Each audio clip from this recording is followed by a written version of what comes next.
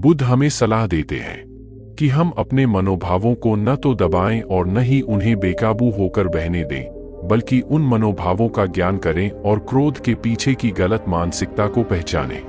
बौद्ध धर्म यही कहता है कि क्रोध करना सदैव बुरा होता है। 8वीं शताब्दी के बौद्ध विद्वान शांतिदेव ने क्रोध को सबसे अधिक नकारात्मक शक्ति बताया है, एक ऐसी शक्ति जो उस सारी अच्छाई को नष्ट कर सकती है जिसे हमने कड़े परिश्रम से हासिल किया है। जरा विचार करके देखिए, पल भर का क्रोध और किसी व्यक्ति के पास उस समय बंदूक का उपलब्ध होना उस व्यक्ति के भविष्य को पूरी तरह बदल सकता है और उसका स्वतंत्र जीवन सलाखों के पीछे कट सकता है। दिन प्रतिदिन के जीवन का एक और उदाहरण यह हो सकता है कि क्रोध उस दोस्ती और भरोसे को तोड़ सकता है जिसे बनाने में हमें कई साल लगे हों। निष्कर्षतः यह कहा जा सकता है कि क्रोध दुनिया भर के सभी बमों, बंदूकों और छुरों के कुल प्रभाव से कहीं अधिक खतरनाक हो सकता है। भगवान बुद्ध ने क्रोध से निपटने के 8 तरीके बताए हैं। पहला, सब कुछ हमारी इच्छा के अनुसार नहीं होता। 2500 वर्ष पहले बुद्ध का पहला उपदेश सीधे मुद्दे की बात करता है, जीवन में असंतोष है। और जानते हैं, हमारा जीवन कभी संतोषजनक होगा भी नहीं।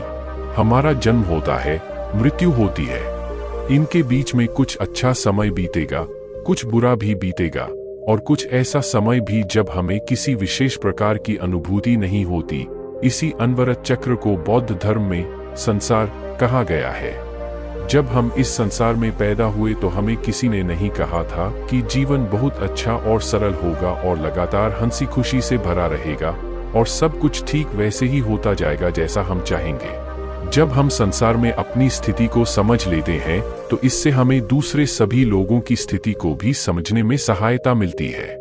इस प्रकार की सोच हमारे दृष्टिकोण को पूरी तरह बदल सकती है। यदि हम में से प्रत्येक व्यक्ति अपने आप को इस सृष्टि का केंद्र बिंदु मानकर भी चलता है, तब भी इसका यह अर्थ नहीं है कि सब कुछ ठीक हमारी इच्छा के मुताबिक हो या कभी होगा। दूसरा, बहादुर बने, धैर्य रखें। विपरीत प्रभाव वाले मनोभावों का प्रयोग करना अशांतकारी मनोभावों को निपटने का सबसे अच्छा उपाय है। आग को आग से बुझाने से बात नहीं बनती है। क्यों? क्योंकि हमारा चित्त 2 विपरीत मनोभावों को नहीं संभाल सकता है। ऐसा नहीं हो सकता है कि आप गुस्से में किसी पर चीखें चिल्लाएं और साथ ही उस व्यक्ति के साथ धैर्यपूर्वक व्यवहार भी करें। ऐसा नहीं होता है। बहुत से लोग अक्सर धैर्यपूर्ण व्यवहार को कमजोरी की निशानी मानते हैं, जहां दूसरे आपको रौंदते हुए अपनी मनमानी कर सकते हैं। लेकिन वास्तविकता इसके ठीक विपरीत है। जब हम हताश होते हैं तो हमारे लिए चीखना चिल्लाना कितना आसान होता है। अपने मनोभावों के हाथों विवश होकर व्यवहार करना हमें बहादुर और मजबूत नहीं बनाता है, वह तो हमें कमजोर ही करता है। तो अगली बार जब आपको ऐसा लगे कि आप क्रोध में दूसरों पर चीखने लगेंगे, तब अपने धैर्य की तलवार निकालिए और अपने गुस्से का सिर कलम कर दीजिए। ऐसा कैसे कर सकते हैं? जब हमें लगे कि हम तनावग्रस्त हो रहे हैं तो हम गहरे श्वास लेने का नुस्खा आजमा सकते हैं। ऐसा करना तनाव मुक्ति का सीधा उपाय है, क्योंकि जब हम क्रोधित होते हैं तब हम जल्दी जल्दी और छोटे श्वास लेते हैं। हम धीरे धीरे 100 तक गिनती गिन सकते हैं। तीसरा, यथार्थवादी बने, स्थिति को पहचाने। जब हम क्रोधित होते हैं तो हमारा गुस्सा किसी रक्षक की तरह प्रकट होता दिखाई देता है, जैसे हमारे हितों की रक्षा करने वाला हमारा सबसे अच्छा दोस्त लड़ाई के मैदान में हमारी सहायता के लिए आगे आता है। हमारे इस भ्रम के कारण हमें ऐसा लगता है कि क्रोधित होना उचित है, लेकिन यदि हम ध्यान से विचार करें तो क्रोध हमारा मित्र नहीं है, बल्कि वह तो हमारा शत्रु है। क्रोध हमें तनाव और दुख देता है, हमारी नींद और हमारी भूख को हर लेता है। यदि हम किसी व्यक्ति के प्रति क्रोधित ही बने रहें तो इससे हमारे बारे में एक स्थायी छवि बन जाती है। और सच्चाई तो यह है, क्रोधी स्वभाव वाले किसी व्यक्ति के साथ कौन रहना पसंद करता है। चौथा, अपने चित्त पर ध्यान दें, ध्यान साधना। ध्यान साधना से हमारा चित्त सकारात्मक विचारों, धैर्य, प्रेम, करुणा के प्रति अभ्यस्त हो जाता है और इसका अभ्यास हम कहीं भी और किसी भी समय कर सकते हैं। यदि हम हर दिन काम पर जाते समय आधा घंटा अपनी पसंद का संगीत सुनने में बिताते हैं तो हम कम से कम 10 मिनट का समय तो दूसरों के प्रति स्नेहमय करुणा विकसित करने के लिए निकाल ही सकते हैं। यह तरीका क्रोध को निपटने में प्रभावी होता है और हमें एक ऐसे व्यक्ति के रूप में विकसित करता है जिसे लोग अपने आसपास पसंद करते हैं।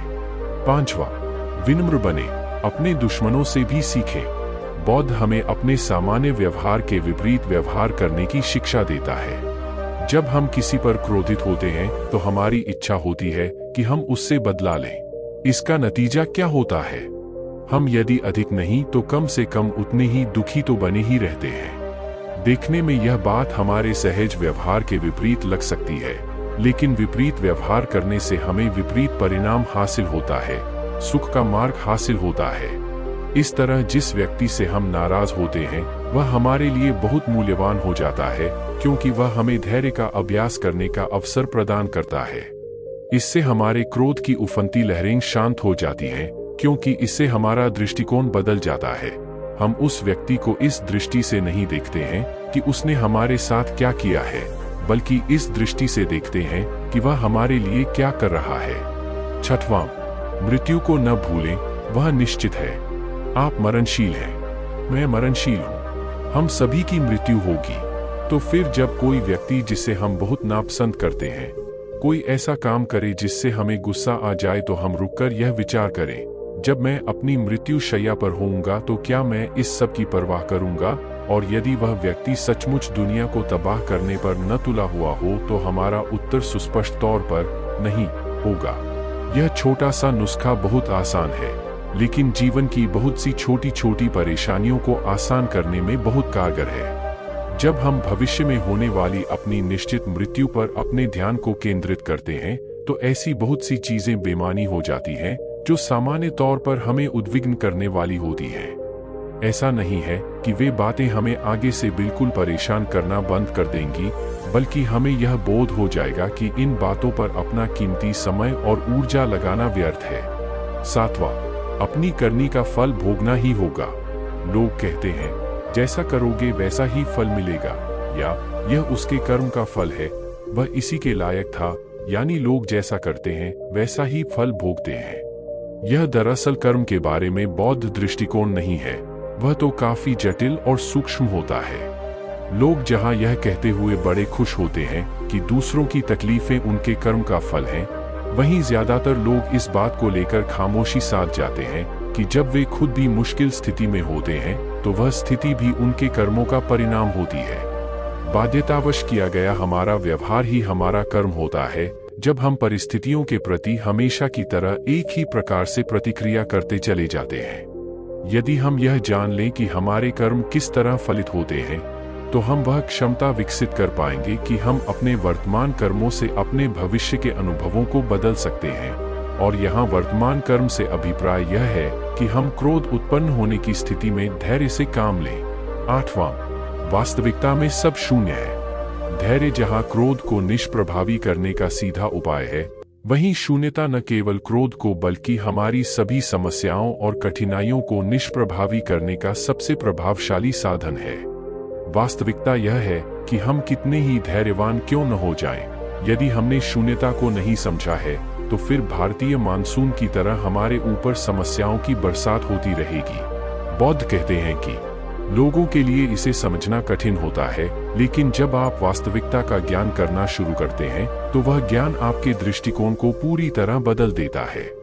हमें यह बोध हो जाता है कि ऐसा कुछ था ही नहीं जिसको लेकर क्रोधित हुआ जाए। ऊपर कही गई बातें केवल अच्छी बातें भर ही नहीं हैं। ये वास्तविक साधन हैं जिनका उपयोग हम निराशा, क्रोध और उदासी से मुक्ति पाने के लिए कर सकते हैं। थोड़े अभ्यास से हम में से कोई भी ऐसा कर सकता है।